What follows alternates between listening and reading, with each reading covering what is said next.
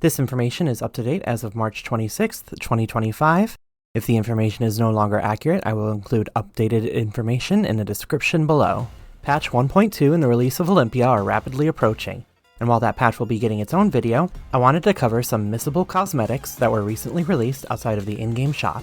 Battle of BC7's merch shop has an exclusive palette for Hockey Loxodont priced at $10. Like Slam Dunk Rano, purchasing this palette also unlocks the base skin. For people who already own the skin, $10 can feel a little steep, but for people who don't own the skin, this is a great opportunity to get the skin at a discounted price. As someone who already owns the skin, I can't personally confirm if this is the case. If you don't own this skin and then purchase this palette for $10, then go purchase the in-game bundle for $15, for a whopping total of $25 spent, you should obtain the Hockey Loxodont skin, the Hockey Loxodont cosmetics, 1,750 Aether bucks, and 25,000 Aether coins. In other words, you should get an extra $5 back in bucks for already owning Hockey Loxodont upon purchasing the bundle, and you'll get an extra 75 Aether bucks if you're using creator code BIRDGUY. Of course, you can always just purchase the palette now and leave the bundle as a burst option of 1,825 Aether bucks, maybe for the next Fleet Backer skin release or an Olympia skin. There doesn't seem to be a limited stock, but there also hasn't been mention of when the shop closes, so if you're interested, I'd grab the palette sooner than later.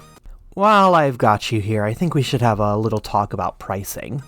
While I personally believe that in-game palettes shouldn't cost any more than 10,000 coins or 100 Aether bucks, or 20,000 coins or 200 Aether bucks in cases where the model or texture is changed, like Pink Honey Bear Edalis, and that those palettes should be available to purchase from the character select screen, esports event merch shops are something else entirely and shouldn't be brought up in conversations about palette pricing. The original point of merch shop skins and Rivals of Aether was to support the game's esports scene.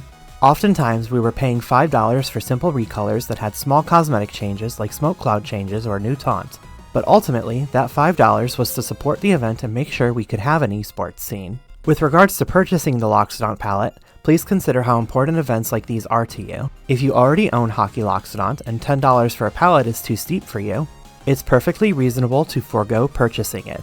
But please don't badger the developers or event hosts if you don't think it's quote-unquote worth it. It's really cool that Battle of BC was able to get an esports palette for such a thematically fitting skin, and charging 33% less than the skin itself to unlock the skin is still really generous. But you can't blame them for not charging any less than that for a full premium skin unlock. Hopefully they can eventually figure out a system where the game recognizes you already own the skin and gives you a 500 Aether bucks kickback, but until then, at the very least, you're supporting cool events like these.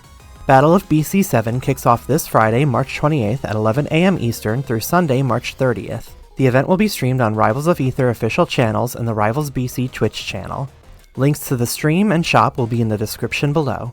Muno, known for their contributions to the workshop and the Rivals of Aether community, has launched a Kickstarter for their new game, Animation Versus. Animation Versus is a fighting game featuring characters from the Animator vs. Animation series by Alan Becker. All reward tiers starting at the $25 early bird tier include an icon for Rivals of Aether 2, or you can purchase the game when it releases to get the icon as well. This means that the icon is not FOMO, but I'm assuming there will be a point where you can't purchase it between the Kickstarter ending and before the full game releases, unless they allow late backing like how Rivals 2 did. A link to the Kickstarter is in the description. Have you been saving up your Aether coins and bucks? Don't forget that when Olympia releases on Wednesday, the game will also be receiving a bunch of new cosmetics. While not guaranteed, Olympia's first uncommon skin is likely going to be a part of the monthly $20 bundle. If not, or if you'd rather purchase the skin separately, you'll want to have at least 1,000 Aether bucks ready to go. But the skin costing 1,500 Aether bucks isn't out of the question. She'll also be getting a common skin that will either run you 50,000 Aether coins in the coin shop, or 500 Aether bucks if you don't want to wait for it to rotate in.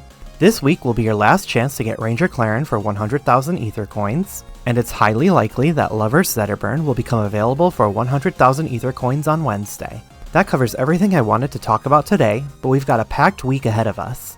On Thursday, the devs will be doing another Olympia Q&A stream, and you can expect a summary video from me sometime after. Battle of BC starts on Friday, but since the event runs a little early, I'll still probably end up running a free-for-all Friday stream. Tuesday will be the Rivals Direct stream covering upcoming content, and when Olympia releases on Wednesday, I'll try to get a video up ASAP that covers the patch, and do a patch reading and Olympia stream the same day. If that's something you're interested in, make sure you subscribe and hit the bell to be notified of uploads and streams, and until then, I'll scrawl you later.